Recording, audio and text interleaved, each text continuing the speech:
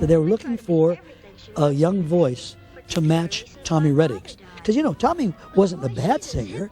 It's just these if you listen to these three pieces of material in the film, they're very difficult tunes. So I heard this voice. I said, I could match that. So I even configured my voice to the little inflections that Tommy had in his voice. He had this little Midwest, you know, little accent, little slur. So they just narrowed it down, and there was the next day they called about 3 of us little kids, and that's when Morris Stoloff was there at the piano, and he had 10 little dancing fingers, and he had each of us try it. First of all, he was seeing which one was the fastest study and which one had the inflection. So I sang it. 10 little dancing fingers dancing oh so fine. 10 happy little fingers and they're mine, all mine. They're mine, they're mine. Now isn't that just fine? Not 3, not 5, not 7, and not 9, but 10 old dancing. So I sang it, and they looked at each other and said, "You're the one." But they wanted to do a little more, so they brought me in to meet Tommy. He was my age, a little shorter than I was, and heck of a nice little guy. He came up, very personable, and we talked a little bit, and I think they wanted to get some inner reaction of how we really, you know, worked together before we recorded. So I think he liked me. I don't know if he had anything to say about it, but I think they had him talk and me talk, and I kind of was getting in the groove of without knowing it.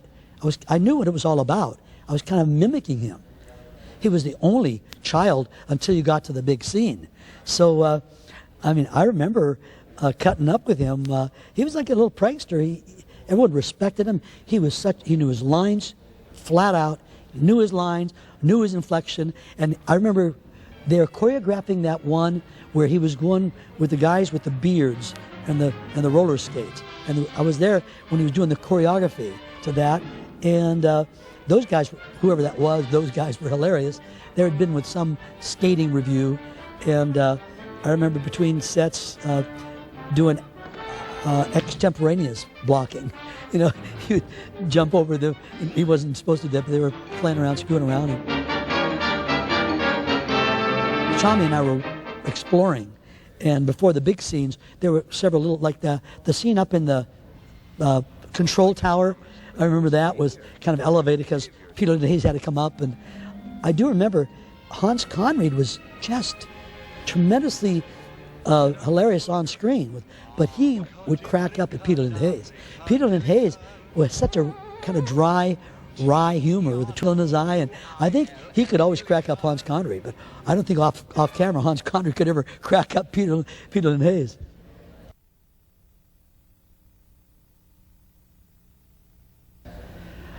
I don't know any time I've had such a pleasant experience.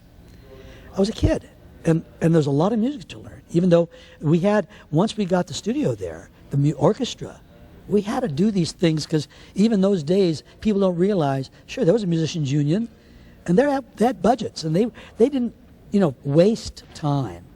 And I had to harmonize with Peter Hayes. I was really nervous about the duet, but during a break, when they were doing an orchestration, I guess they planned for me to get together with him early because we had rehearsals off the soundstage. But I think they wanted to relax both of us. Right while they were recording some theme, we gathered on from the side in the control room, and we went over dream stuff. And what a kind man.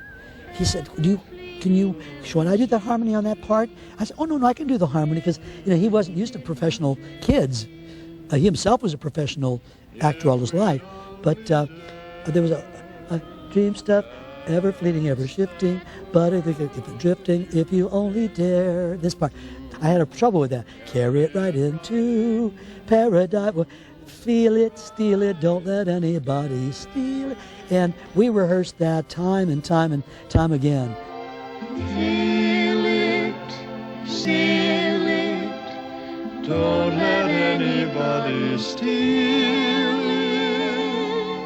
I think on that particular song, we did a lot of takes because I think they weren't sure what camera angles would work. Because you realize, here is a kid, a young boy, on a lap of a guy that's not his father.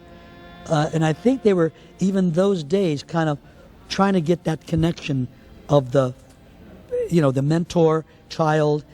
I think they were toying around with that. I think I did the whole thing by myself. He did the whole thing by himself. We did just the chorus harmony. We did unisons on the verses. And I think they were ready for blocking any way that Tommy and he and the director would work that out, because this was shot first.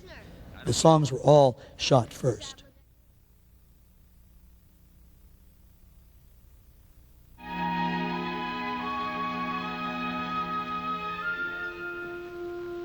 They knew that Tommy couldn't sing this stuff.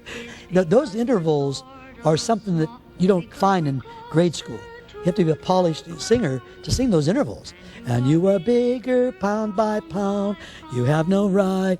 It goes from minor to major, minor to major.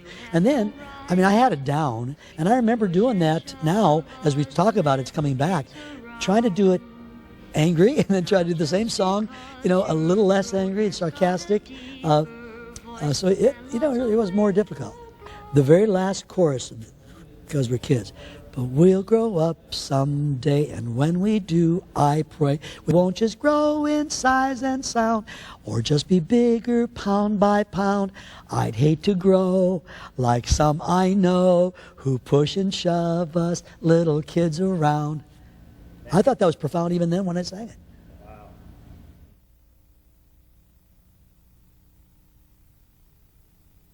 The thing that I love about looking back was my relationship with Tommy.